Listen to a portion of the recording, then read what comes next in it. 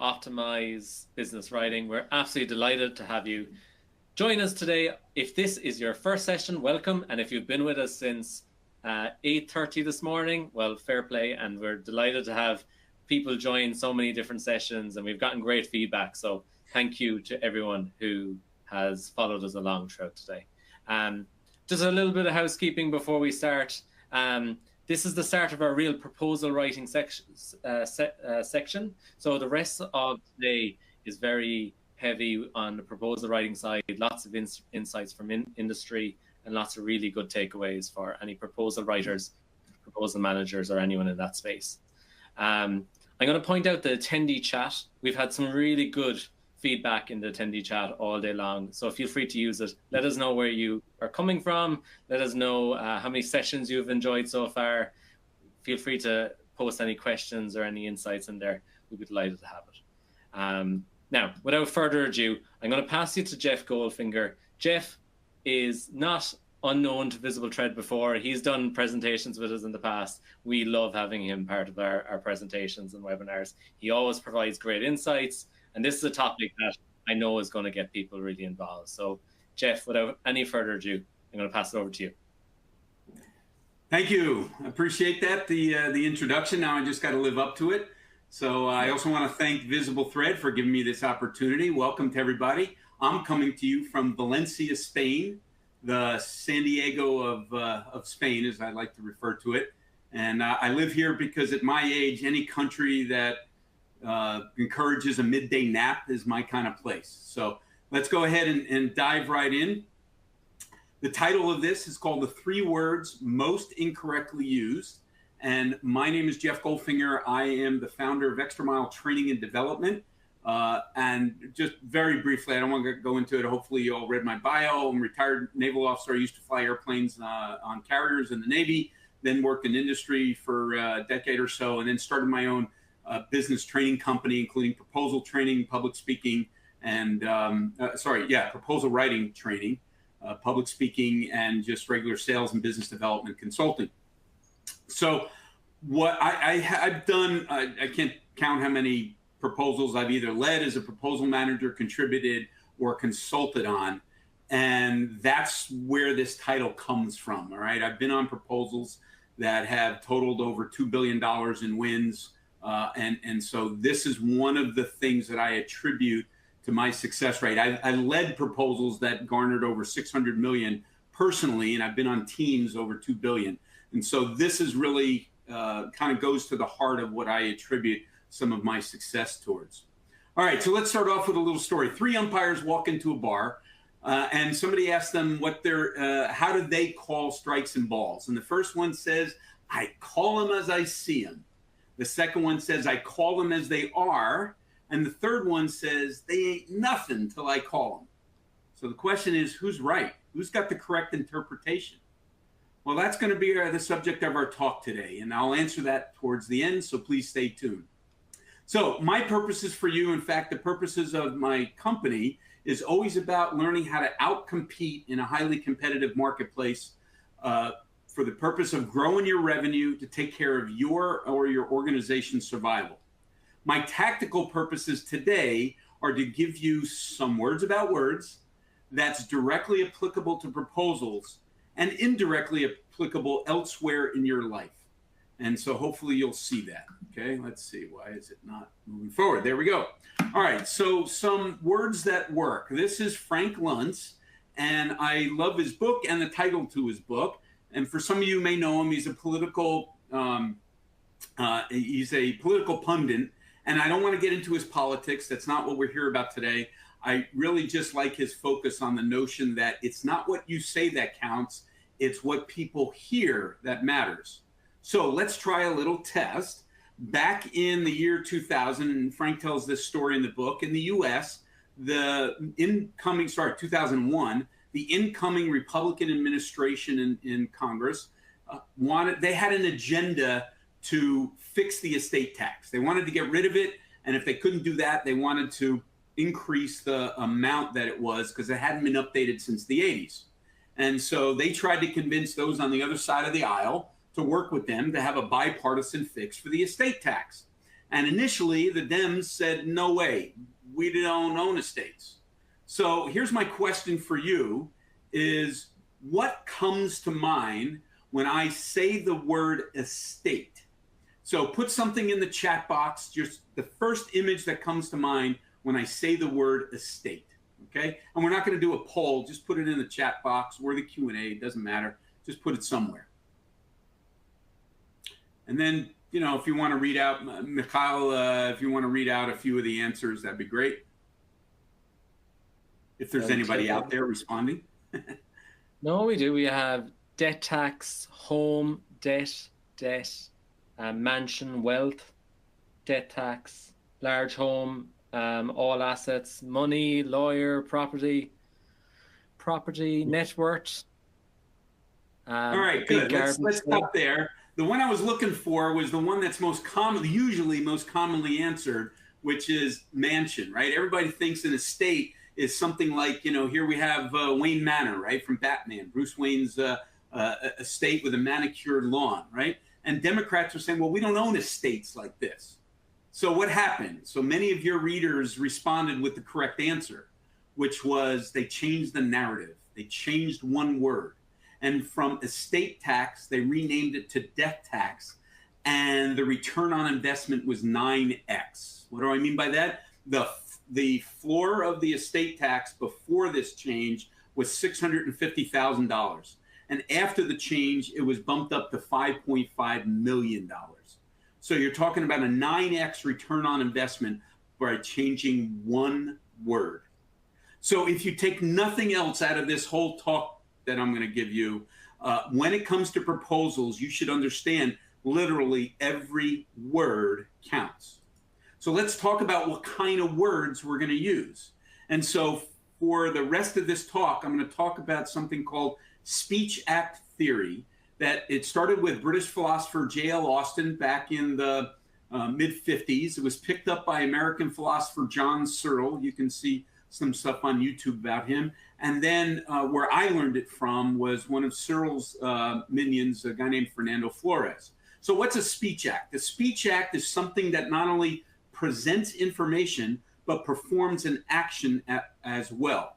And so the three words I'm going to introduce you to today are some of the most important speech acts that are common to every proposal.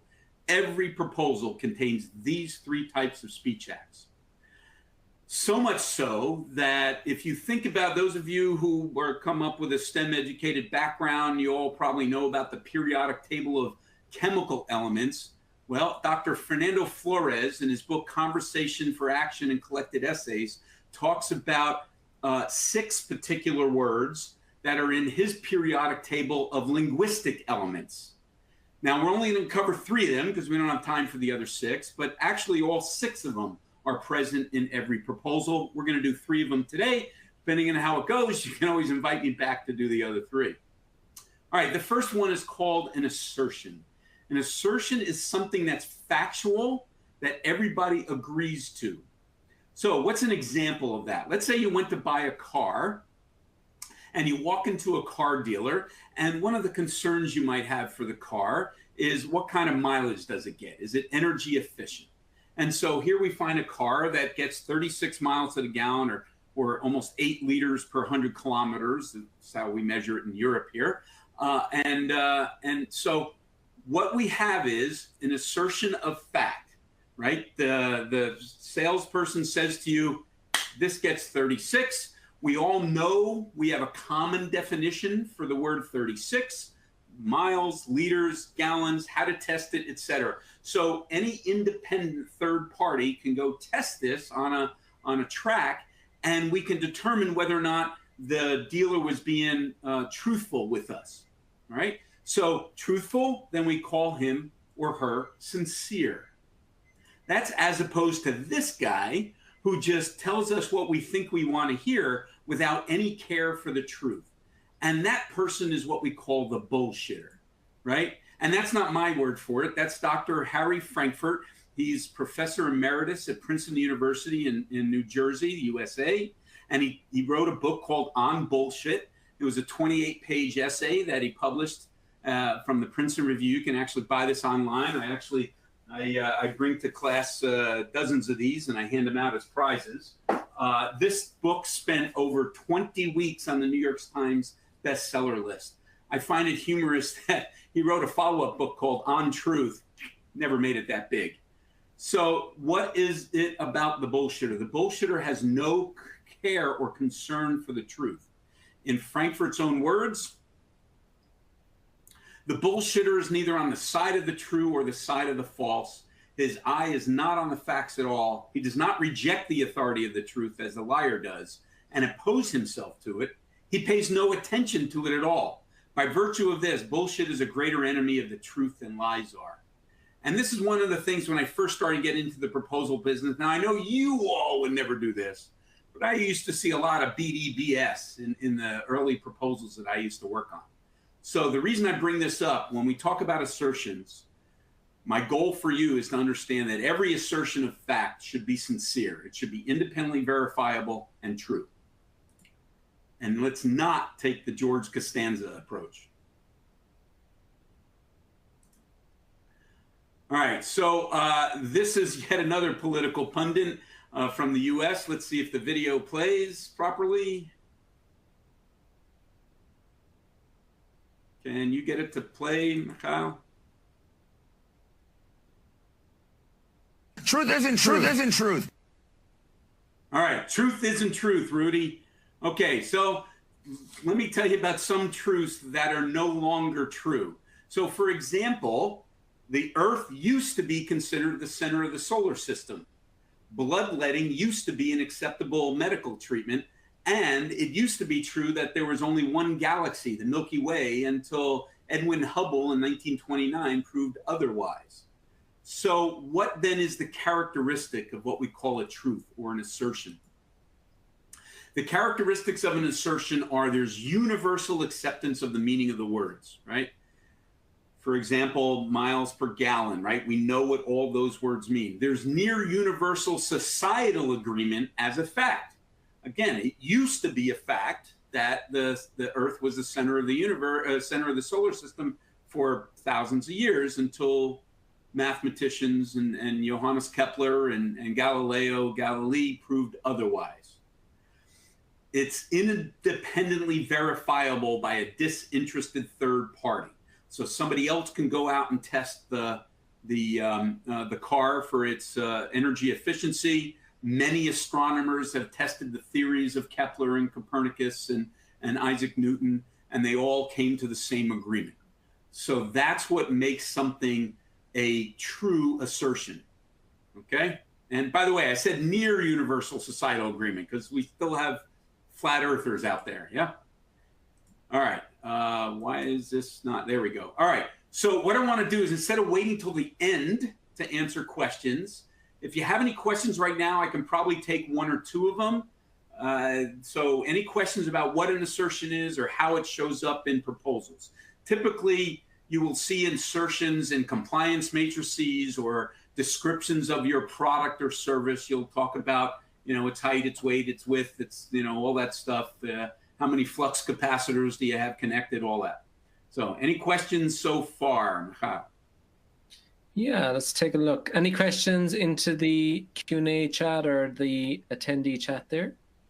We have one that we've been asking all the speakers,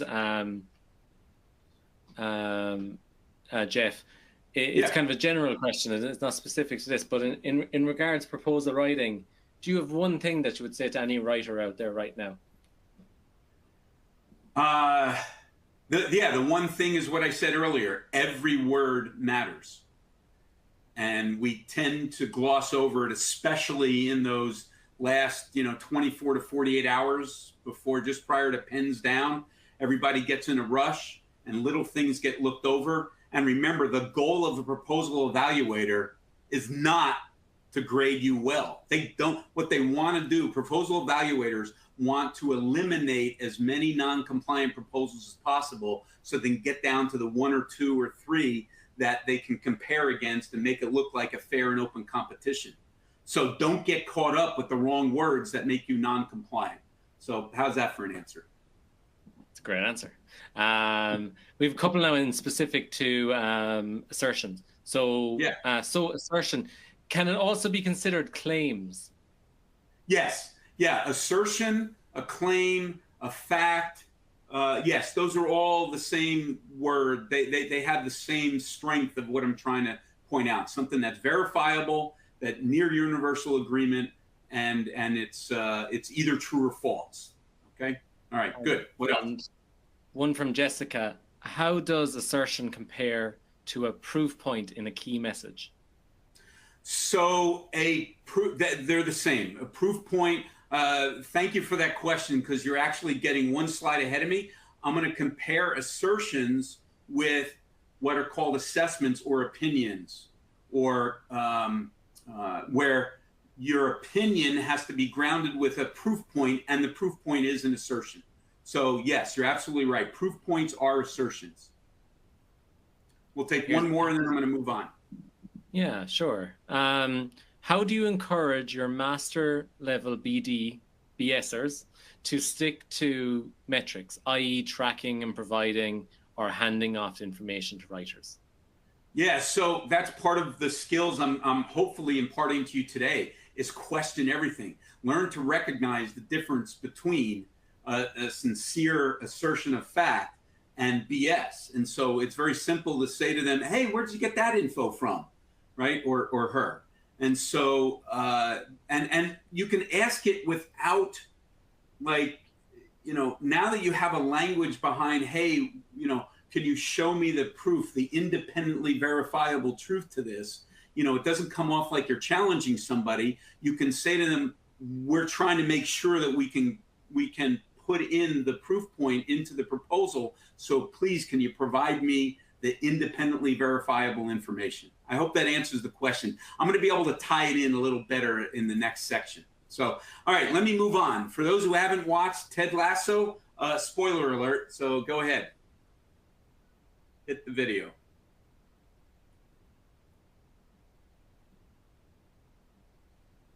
The great Roy Kent.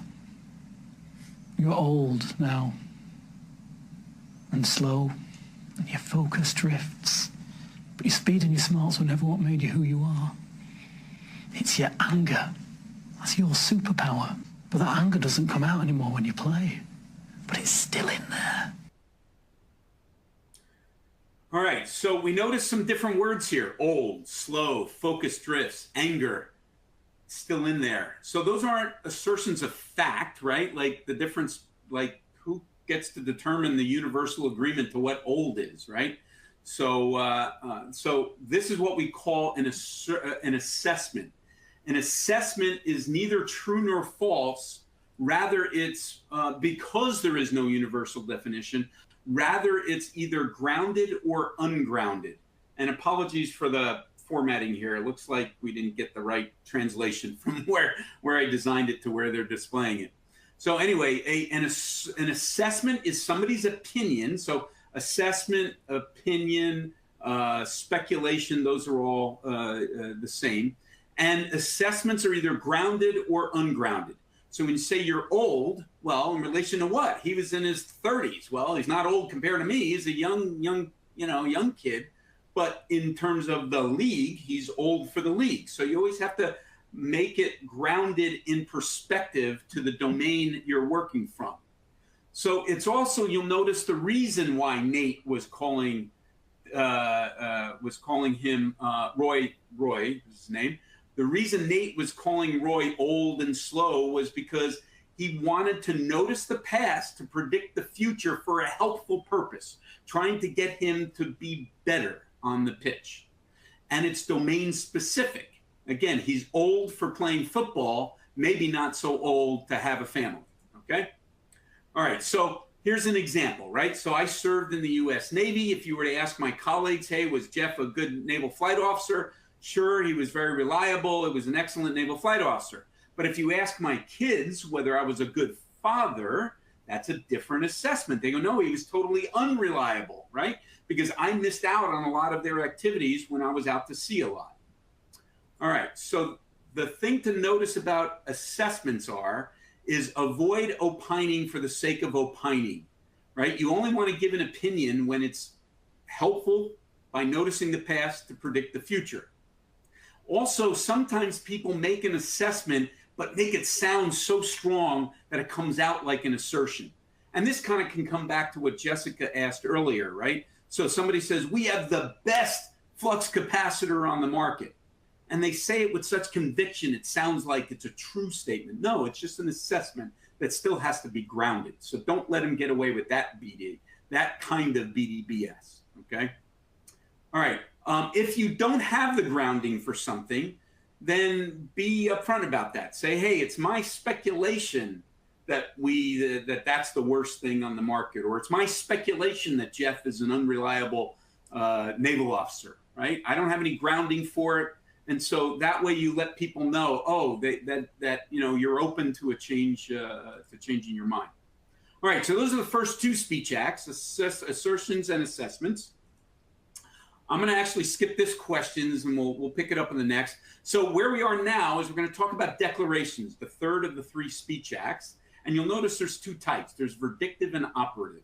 So a verdictive declaration is when somebody with authority makes a verdict about something, right? So a courtroom is the perfect example of this. Go ahead and play the next video if you would.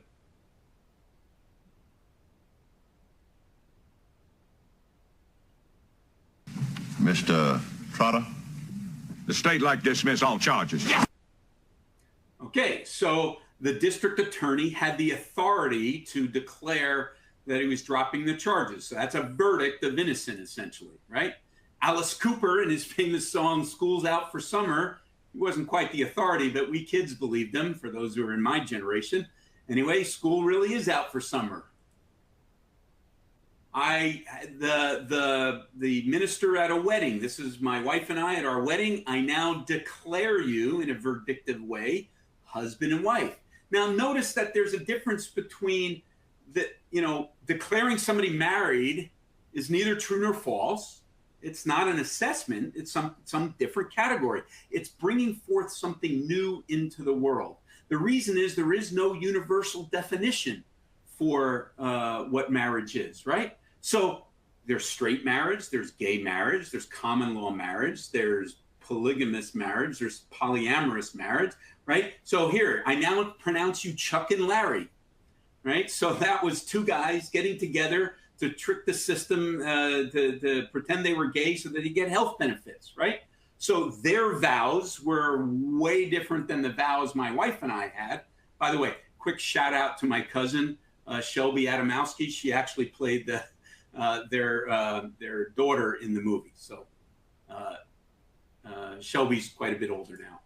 Anyway, so here's an example of the point I'm trying to make. So this is a movie about a young Anton Yelchin, who plays a journalist in New York City, growing up trying to make a name for himself. He strikes up an adulterous affair with the wife of a married French diplomat. Okay, now the reason it's called 5 to 7 is because their vows are that each partner can have an adulterous affair outside the marriage, but only between the hours of 5 to 7, and only if their spouse talks about it, right? So a believable premise if it's a French couple. Not exactly the vows that my wife and I share, but the point of this is when you bring something forth new into existence, when you declare a product in your proposal, you have to tell people what the vows are of that product, right? So here's a case where Cessna and FedEx renewed their vows. They partnered on a project. So it's important to know what their vows are. Like when we put in proposals,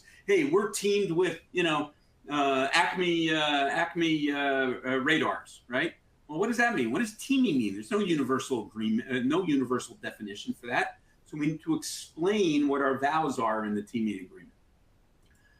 All right, when there's a verdict that you're ISO 9000, that is a verdictive. Then there's operative. By the way, I'm going to start moving a little faster because it's taking a little bit longer than I expected. Our products and services that we make up, we declare them into existence. This is something I saw in my dermatologist's office, the Hyfricator 2000. Wonderful, you have one of those? Great, what is that? Here's another one, the Town Square Diner, a progressive traditional Jersey diner. What the hell is progressive traditional? You don't normally see those two words. side by side.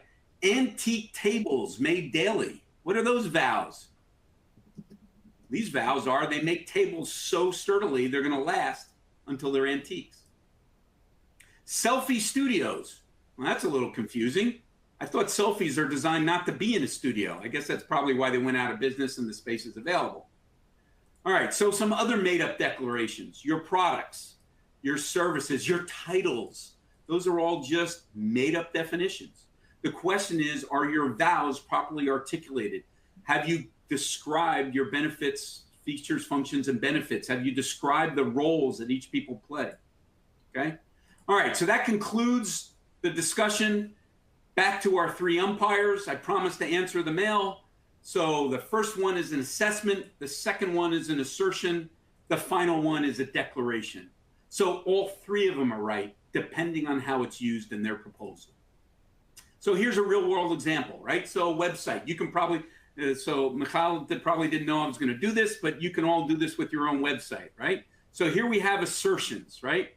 This is what VT Docs does. It strips out statements from a document. These are assertions of fact that any independent third party can verify. Here we have some assessments, right? Trusted, that's an assessment, that's an opinion. Trusted in what domain? What's the grounding behind that trust? Does it really empower program managers? What's the grounding behind that? And then there's declarations. The company name, Visible Thread, totally made up. Why Visible Thread? Why VT Docs? So what are the vows behind the features, functions, and benefits of VT Docs? All right, so key takeaways. Sprinkle assertions liberally throughout your proposal, but make sure they're truthful and verifiable. Don't be a bullshitter. Make only grounded assessments with truthful assertions, and declarations should always be accompanied by your vows, your features, functions, benefits, the description of what you're bringing forth into existence. All right, we have like 2 minutes. No, Jeff, I would say, yeah, go ahead. Take your time. So after this session, there's a little bit of a break, so there's a bit of buffer here. So absolutely. So I would take your time to work through your kind of conclusion, or if you want to take questions, now we can. Yeah, let's take a question or two then. So a question on assertions, assessments, declarations, or how this all fits into a proposal. Go for it. Perfect. We'll let we feel free to use the attendee chat to ask any questions to Jeff or the Q&A. I'll keep an eye on it. But do you find, Jeff, is there always a particular one that catches people out? Is there always which is the most common? Yeah, declarations is probably the one. So for any of you who attended my last talk on Visible Thread the last time, I talked about narratives, and I showed the example from the movie The Princess Bride. There's a famous scene in the movie where I'm going to try and act it out here, right? So Wesley's lying on the bed, and Prince Humperdinck comes in, and Wesley says, "A duel to the death." Or no, the prince says that, duel to the death. And he said, "No, a duel to the pain." I'd never heard that before. And then the prince says, "What does that mean?" And so now Wesley starts describing it. And then the prince goes, "Okay, I get it. You're going to cut off my ears." And I go, no, you don't get it. And then Wesley goes into this diatribe. Now, first of all, I'm not telling you in proposals you should hold a sword to your evaluators. But the reason I bring that story up is because that's the most common mistake that people make in proposals. They declare something into existence that they didn't fully explain, like estate tax, and the reader plants their own image of what's in there because the writers didn't take the time to properly explain what a duel to the pain means, right? So it's important that you say, if you're now, if you're teamed with, if FedEx and Cessna are teamed together, don't let the evaluator think in their head what teaming means, because it can mean a lot of things. It can mean they share the profits. One's the prime, one's the sub. They share R&D costs. Who's going to be called if there's a problem with so who owns the 24/7 customer service line? So that's the biggest problem I see in proposals. Of those 3 words, people are not taking the time to properly describe their declarations and the evaluators make up a story in their head. Does that answer your question? Absolutely. And it's just kind of a follow-on from that from Aaron. What are the characteristics of a declaration? Right. So the characteristics of a declaration is, I keep using the simple word vows, but when it's a product, the declaration must contain the features, the functions, the benefits, all the things that describe it. Okay. There's a little more philosophical way to talk about it. What is the description, the meaning, the relevance, the value, and the purpose, the DMRVP. That's a long lesson for another time, but the point of a declaration is to describe it in such a way that the evaluator understands the full meaning of it and why it should be valuable to that purpose, to that program. And the same thing with a service. I hope I answered that question, Aaron, for you well enough. That's fantastic. Jeff, other than people looking for more Princess Bride scenes, it seems to be a trend. What we might do is any other questions for Jeff, put them into the attendee chat and we'll get to them at the end. And maybe, Jeff, if you want to work through your takeaways, does that work for you? Yeah. Let me tell you everything. No, there is too much. Let me summarize it. Okay. All right. So I started out by saying, did I fulfill on my promises? This were the promises I made to you at the beginning. If you found that I did give you some knowledge that will help you outcompete to grow your revenue, please do a couple things. Okay. The first is thank the Visible Thread organizers for arranging this talk. Okay. This is, a lot of effort went into scheduling, especially this whole day, and contacting all of us presenters. For me personally, connect with me on LinkedIn and YouTube. If you just go to LinkedIn and type in Jeff Goldfinger, I should come up first. I don't know that there's very many other Goldfingers in LinkedIn. I also have a YouTube channel. My YouTube channel is called The STEM Signal. If I can get this to click, there we go. So there's my LinkedIn profile. You'll see the guy with the funny helmet on, trying to hide my nose and my bald five head here. Used to be a forehead. I also have a YouTube channel called The STEM Signal, where I'm trying to help the STEM educated learn how to increase their career signal among the workplace noise. And then if you're interested in all, let's talk about how I might help you or your company. Please let Mikhail know that you'd like to get in touch with me. He'll provide your contact data to me. You can also go on to have my new flagship product. It's called Tell It Like a Top Gun. I used to be a weapons school instructor in the Navy, and I give you the skill set to stand up in front of a room full of mavericks and be convincing in a public speaker setting. So that's all I have. Thank you very much for your time. I really appreciate it, and I look forward to getting in touch with each and every one of you. Back over to you, Mikhail. Jeff, thank you so much. That was fantastic. You're getting lots of real strong praise in the attendee chat there. People really loved all your references and video clips. Lots of people calling out for more visible or for more Princess Bride comments. So thank you so much. No, you're fantastic, and we look forward to working with you again, Jeff. And I know, please do connect with Jeff on LinkedIn, and if anyone does want to get in contact, feel free to work through us, and we'll pass on your details. All right. Thank you so much, and enjoy the rest of your day today. Absolutely. And what's up next, just for the rest of the audience? There's a little bit of a break. We're starting again in about 25 minutes. Our next session is Narrative Alchemy. It's all about the magic of proposal writing. We're talking about storytelling. Rachel Charlton is the CEO of Sticky Communications. She works with a lot of AEC organizations. She has a wonderful presentation on storytelling. Please do check it out.